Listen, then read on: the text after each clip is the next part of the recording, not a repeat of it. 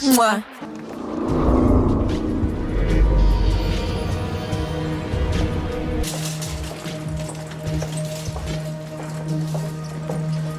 Cheryl?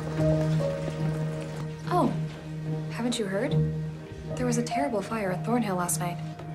I might have perished if not for Mommy's heroics. Oh my God, is this the apocalypse? After my ordeal at Sweetwater River, I was asleep when the fire started. They think it was a breeze knocking over a lit candle catching the curtains. Mommy got home from the Jubilee and rushed headlong into the blaze, risking her life to save mine. Unfortunately, she suffered third-degree burns and acute smoke inhalation. What are you two doing here? Now here's the reals, Baby Jane. I'm telling everyone you ran back into that towering inferno to save me, not that hideous family portrait that you love so much. And that what happened at Thornhill was a terrible, tragic accident. If you tell anyone the truth about what happened with the fire, I'll tell everyone about what really happened in the barn with Daddy. You were cruel to me, Mother. It was abuse, plain and simple. So, henceforth, if you breathe, it is because I give you air. If you drink, it is because I poured your cup myself. And if you move, it is quietly and with my blessing.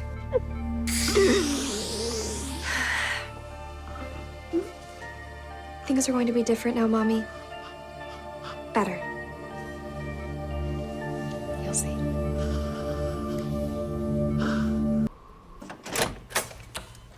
Cheryl, what are you doing? Paying you back for saving me at Sweetwater River. You gave me the kiss of life, Archie Andrews. Now I've given it to your dad.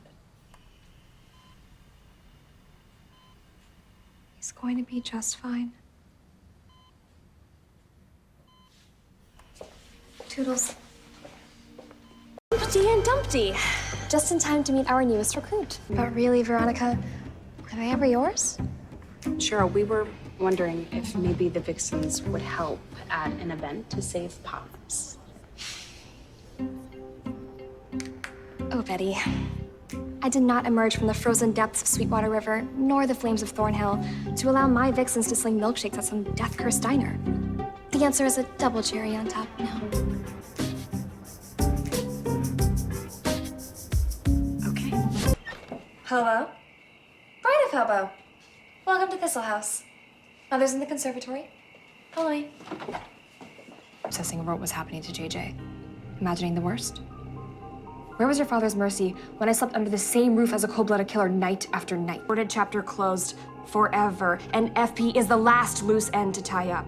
I will not have a living, breathing reminder of the darkest chapter of my life walking the streets of Riverdale.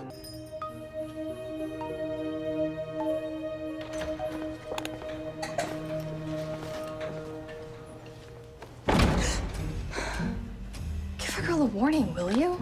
We want closure, Cheryl. I want to help my boyfriend's dad. I already told you. And I'm telling you to help FP or what? Or I wide release the video of your father shooting Jason. Try having closure with that out in the world. I thought you gave that damn thumb drive to Sheriff Keller. No, not before I saved a copy onto Jughead's laptop. One click, and the darkest chapter of your family's twisted psychodrama becomes a viral sensation. Are you threatening me? This? No. No, this is fun girl talk. You could save a man's life. Think about that. A nice ending to a sad story. If I testify, you're giving me that video. And a guarantee that any and all other copies in your possession will be erased.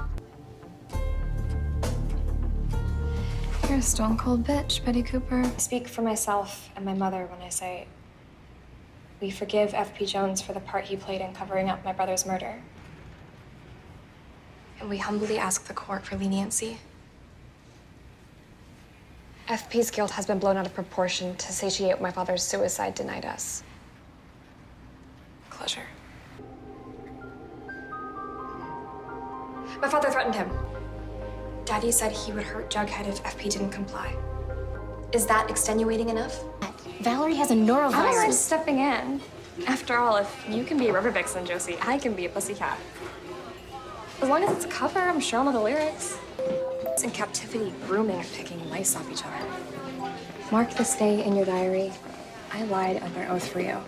Thank God I'm quick on my feet. My permission to date them? No, because you didn't need it, and I don't need yours. Dating is one thing. This is... It's none of your... So, button-down Kevin Keller has a sex drive. So what? So it's putting him in danger. Why won't he just stop? Oh, Betty, how little you know of the human psyche. Kevin used to be a lonely, awkward, fat boy with acne. Now he's a smoke show.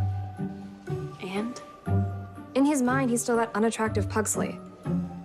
Kevin wants validation, connection, even if he has to find it in the woods. Even with a killer on the loose. Even if you don't approve. Thank you, Loris. Anytime. Have a good run, Kevin. Oh, Kevin. You precious, beautiful, compulsive piece of trash.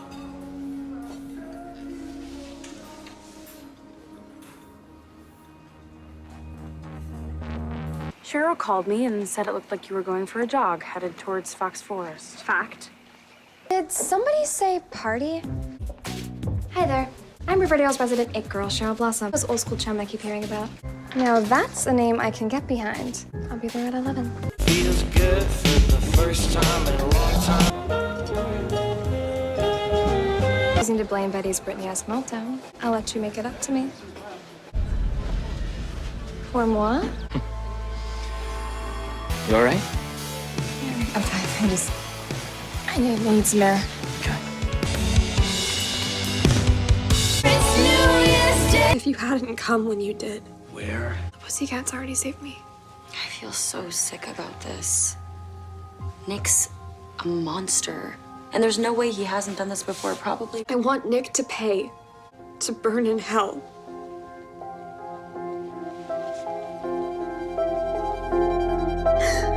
Sweet cousin, to what do I owe this unannounced pleasure? Compartmentalizing. But I also see right through you, invisible woman. On Jingle Jingle, inundating Riverdale. Yeah, of course. Children, mother told us tales of how daddy was friends with the so-called sugar man, and if we were bad, he'd whisk us away, never more to be seen. Cheryl, is it... Dear God, Betty. Is there no memory, however traumatic you want? Poison confection spun by my mother to scare children. Now fly away, little bird. Remember?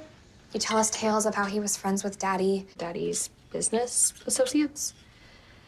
Not maple syrup, but the, after all you kept from me about Daddy. Turkey burgers and a Cobb salad. Go. Cheryl, what are you still doing in town, Nick? Picking up some fuel for the trip home. How am I? Roofied me. You tried to rape me. You're a less than zero monster. At least I'm not a desperate tart from a truck stop town, hon. Let's not distort reality to cover your morning after shame. Call your lawyer. Seeing as you're such an unrepentant spore, I think I'll be pressing charges after all. With your cobra-like mother. You're not gonna be after all. There's a reason it's called hush money. Found this. You should know that the lodge is... I don't care about them. Even after he murdered your son. Not even against my would-be rapist. We both know it. He worked with Daddy. Awful human being, and thank God he's dead. Begging you. For once in your life, be honest with me. Care about me more.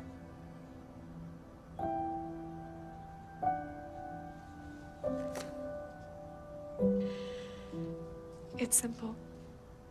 The St. Clairs bought your silence. I hear the truth.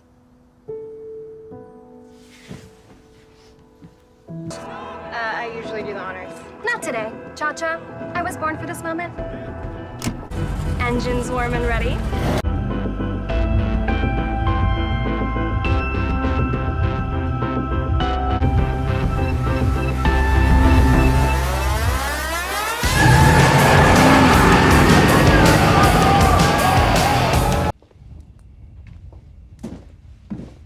Careful you don't get burned again.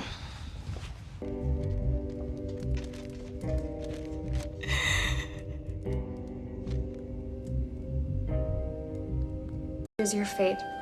The next 48 hours will be a test, and I will be watching you very closely. You feel like you're sinning and the Black Hood is going after sinners. I get it. And you're allowed to feel guilty, up to a point. But I slipped that bit of you singing Milkshake to that producer at Chappie Road Studios, and he was adamant about giving you and you alone studio time.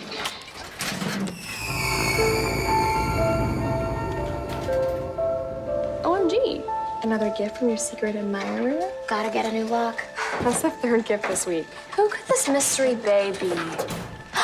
Ooh, maybe it's the Black Hood. You know he loves writing notes. It's not funny, Cheryl. Josie, we have to practice. Good Lord, Cheryl. I don't know who's more controlling, you or my mom. Josie, what you did, saving me from that Nick Saint creature, it's a debt I'll never be able to repay. What I can do is offer my humble skills to make your career blossom. But I'm happy to take a step back if you're feeling overwhelmed. No. It's all good. Seriously ill. Tell me about it. My mom's the mayor. She's the strongest woman I know, and for these cowards to be terrorizing her. Do you want to bail on practice? No, I need to sing. It'll keep my mind off last night. Speaking of, I cannot believe you went on a date with Chuck last night. Taking a few art classes does not And make. he really is trying to be a better person. Is that why you didn't tell Sheriff Keller he's low-key stalking you? I'm giving Chuck the benefit of the doubt. Fine. It's your funeral. Oh my God. That is so not okay. It's a threat, Josie. What's in the box? Here.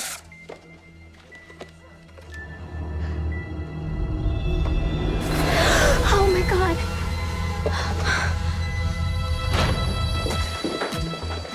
Out of the way, Bert and Ernie.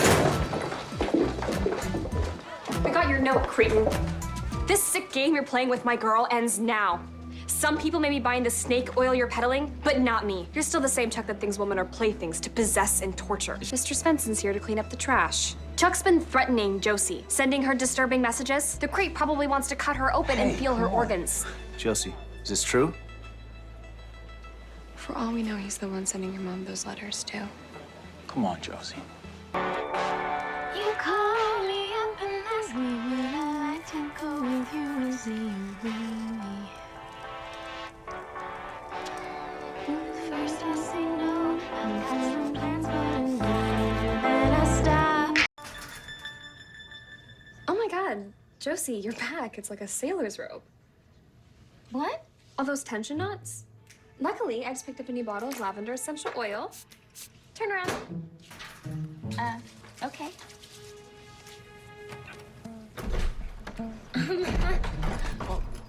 Girls, I'm so sorry. I didn't know anyone was still in here. No, it's okay, Mr. Svensson. Oh my God, Josie, it's so not okay. Take your male gaze and your male privilege and get out of the women's locker room. Of course, my apologies. I should have knocked. Can you believe that? He should be fired and investigated. The peeping Tom.